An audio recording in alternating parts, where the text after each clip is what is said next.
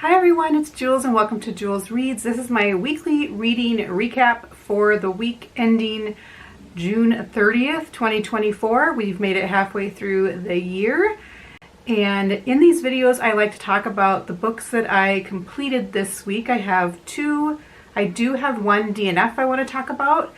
And then books I'm currently reading. I think I'm in the middle of 4 books right now.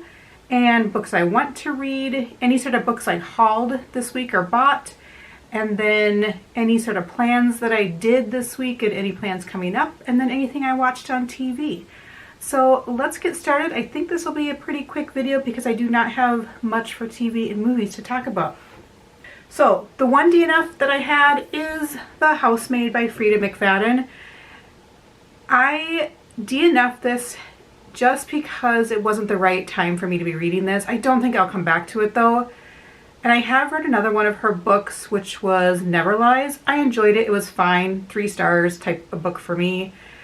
And this one, again, it's a wealthy family, and I don't like reading about wealthy people. I don't know what it is, but I don't know. They kind of annoy me. So I didn't enjoy it, and then I read some spoilers after I decided to DNF it, and it seems interesting, and I can see how the next book would be kind of fun. But I had DNF'd it, and this was about a woman who's kind of down and out on her luck, I think she was living in her car, and she ends up getting a job with this wealthy family to clean their house. Things start getting kind of weird and strange in the house and with the woman that hired her, and then things start popping up about her past, the housemaid's past. So it was fine. I think this would be a fun vacation read. If you just need something that's kind of a page turner sitting on the beach reading, this would be great. But I'm DNFing it. I am going to donate it to a free little library. And then, okay, let's start with the best book I've read all year. Another great book, and this is going to be one of my all-time faves of all time, if not my favorite. This was brought to me at the right time in my life. This is called Braiding Sweetgrass by Robin Wall Kimmerer. This is indigenous essays or stories or short stories, or more like kind of like vignettes. It's nonfiction. She is a nature writer. She's a botanist, and she talks a lot about our place in the world and how if we give back to the land will give back to us. And it makes you see things in a whole different way. I learned a lot about plants. I learned a lot about gratefulness and being thankful for things. The writing in here is amazing. I don't think I've ever read a book that was written so well. It is like reading poetry. And this is going to be a book I will probably buy as gifts for any readers that I know. Stunning, stunning, stunning. Let's see if I can find a quote to read from. I know I've read a couple on my channel so far, but let's see if we can find one that I haven't read. Don't know if I read this one. So if I did, and it's a repeat, I apologize. Rock tripe, oaf leaflichen, navellichen. I'm told that Umbilicaria is known in Asia by another name, the ear of the stone. In this almost silent place, I imagine them listening. To the wind, to a hermit thrush, to thunder, to our wildly growing hunger. Ear of stone, will you hear our anguish when we understand what we have done? The harsh post-glacial world in which you began may well become our own unless we listen to the wisdom carried in the mutualistic marriage of your bodies. Redemption lives in knowing that you might also hear our hymns of joy when we too marry ourselves to the earth. Like, every other paragraph, if not every paragraph, is like that. And I did listen to this on audio. Once in a while I would open the book, especially if I heard just some lines that I wanted to go back and highlight and tab. But I will definitely be, hopefully once a year I can listen to this. It is narrated by the author. I'm trying to get to my point. It's narrated by the author, and she does a stunning, phenomenal job narrating it.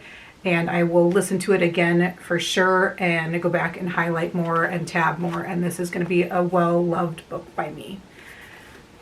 The next book that I finished this week is A Sundown Motel by Simone St. James.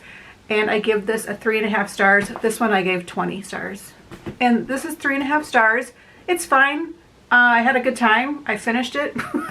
And the chapters are easy. It's a dual timeline. You're following an aunt back in the early 80s, and she disappears at a small upstate New York town and at the Sundown Motel. And then you're following her niece in like 2017 trying to investigate.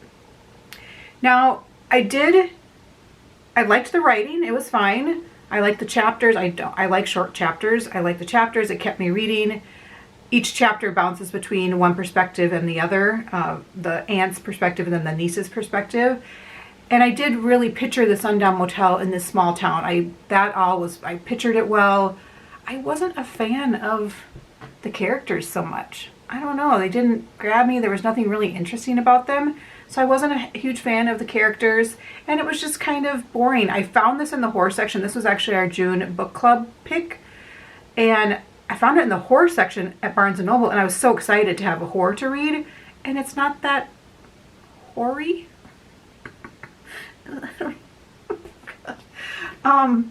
So I just was fun. I was looking forward to something a little more intense and engaging. It was okay. 3.5 stars. I don't know that I'll read another Simone St. James. I have heard good things about her. I shouldn't say that. I should give her another chance because I've heard great things about her. But I just wanted to be scared a little more and have a little more emotion from it. So I will leave it at that. Books I'm currently in the middle of, I have 4 of them. So I am listening to the audio of You Like It Darker by Stephen King. This is a short story collection, and I'm really enjoying it. And I will say that he still is bringing up a lot of COVID stuff. I'm just kind of, and it's not a lot. I shouldn't say that, but Holly, the book, I wasn't a fan of because of how much political things were in it and how much about COVID, which I am on the same page that Stephen King is. I just didn't want to read a book that I'm trying to escape a reality, read about it. So there is a lot of that in here. Other than that, I'm loving it. I'm having a good time. And the narrator is Will Patton, I believe his name is, and he is fantastic. And I'm having a good time. I imagine I will give it probably 4 stars. I'm not sure how far along. I think I have like 3 hours left in the audio, so probably like 2/3 done, but I'm having a good time. And then the next book I picked up is Nobody's Angel by Jack Clark.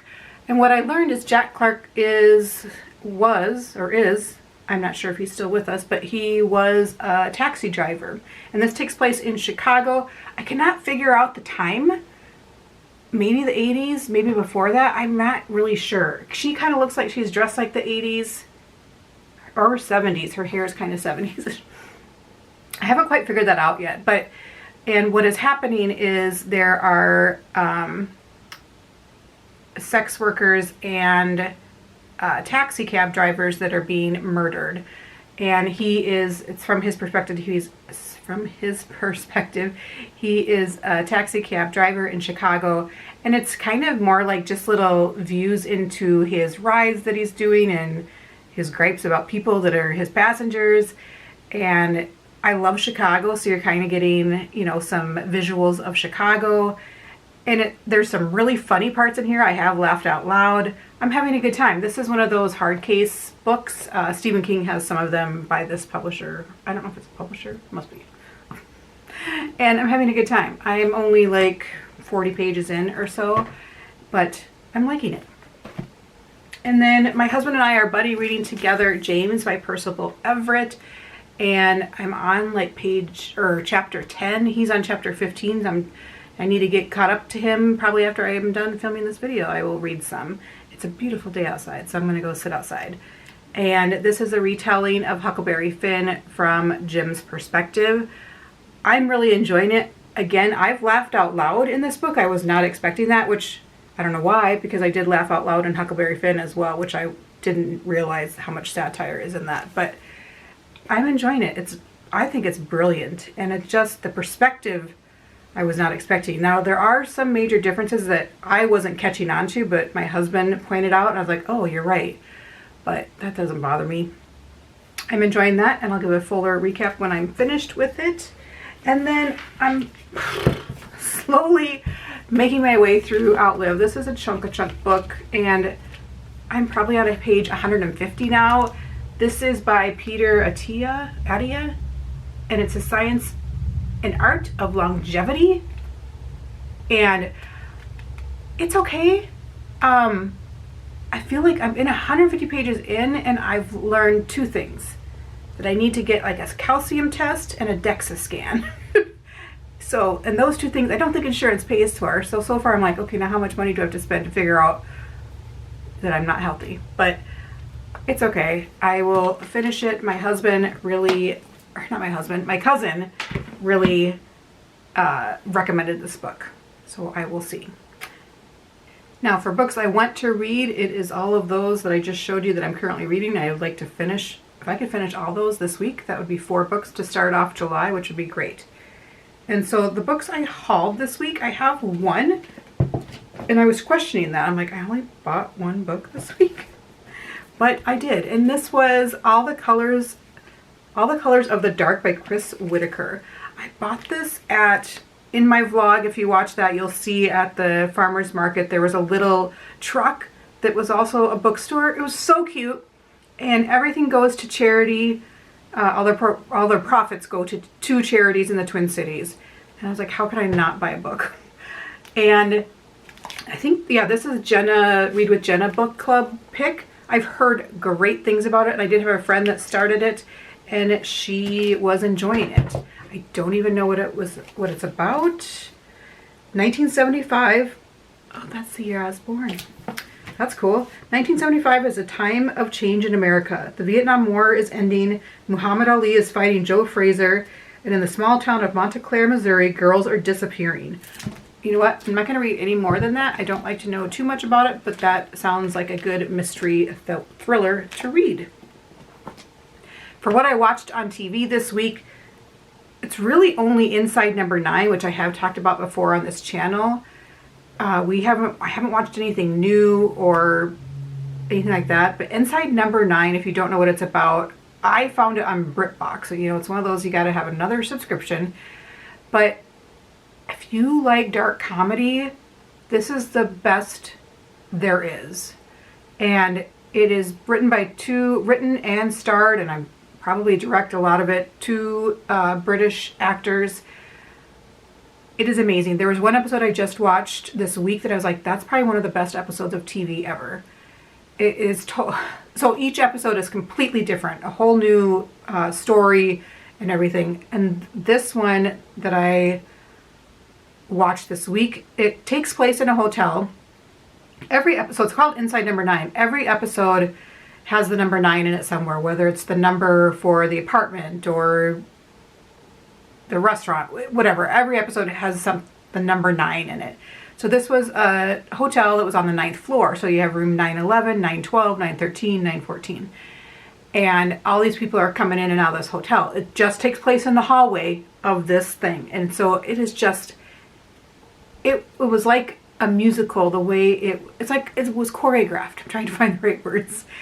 And it was also told kind of with rhyming, and it was, oh my gosh, it was stunning. They're all getting confused. Think of like Three's Company, how they're getting confused and going to the wrong person's door, and there's all these different characters.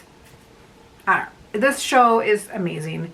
I have watched the whole series before, and now I'm kind of starting over. This was maybe season 2 or 3. There's a new season out, which I don't see on BritBox. I'm not sure how I can watch that yet, but I highly recommend that show. Now for what I did, I had probably the best day of the year so far this weekend, and I am so happy that I had that day. It replenished a lot of joy in myself, and that is over on my vlog. You can check that out. But if you've watched any of my videos, you know kind of how my year is going with the things that have been happening in my life. And that day I just really, really needed. I'm going to cry, start talking about it. But I loved that day, and it was amazing.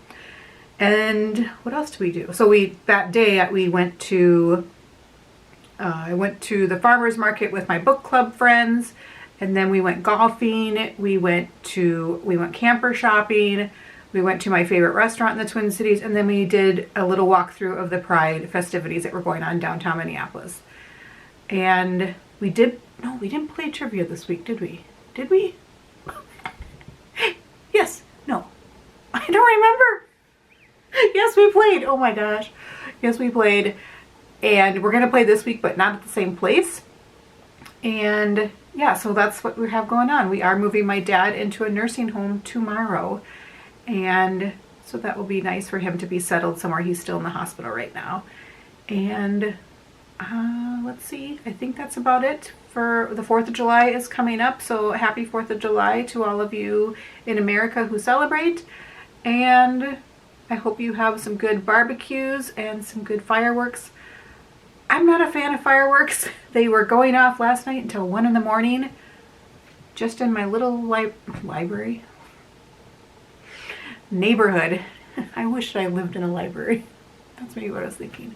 Okay, guys, I'm gonna go read and check out here. I hope you guys have a great week. You know, we are 6 months in, so what is your favorite book you've read all year? Mine is definitely Braiding Sweetgrass, but I definitely have 5 of my favorites already that I can identify, and maybe I'll do a mid-year freak-out tag, and I need to do a June recap of what I read. But I hope you guys are having a great reading year. What's your favorite book you've read so far this year? I would love to know. And thank you, and have a great week.